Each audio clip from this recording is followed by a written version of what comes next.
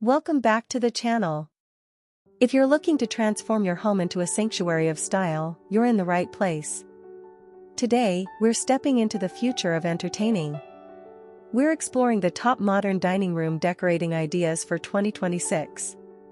This year isn't just about furniture, it's about sensory luxury, blending high-tech convenience with raw, organic beauty.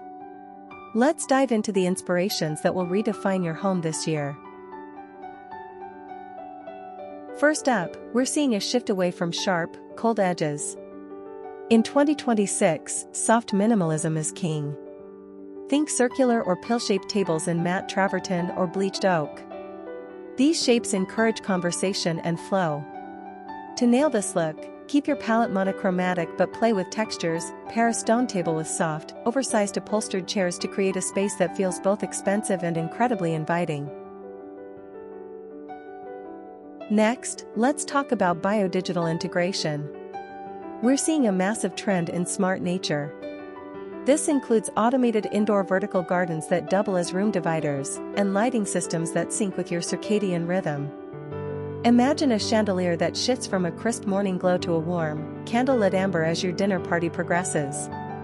It's about tech that serves the atmosphere, not distracts from it. One of the biggest surprises of 2026?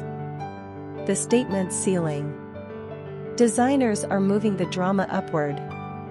We're seeing deep lacquered finishes, metallic leafing, or even architectural 3D wood paneling.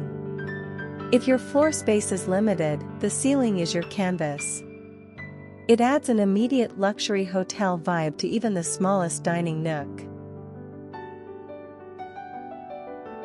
Luxury in 2026 is synonymous with sustainability. But forget the recycled look of the past, this is high-end. We're talking about mycelium leather seating and 3D printed tables made from reclaimed ocean plastics that look like fine marble.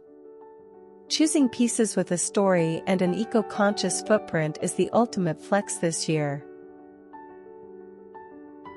Whether you're leaning into high-tech features or grounded, organic textures, the 2026 dining room is all about creating a curated experience for you and your guests.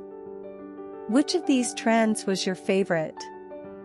Are you ready to embrace the statement ceiling, or are you sticking with soft minimalism? Let me know in the comments below.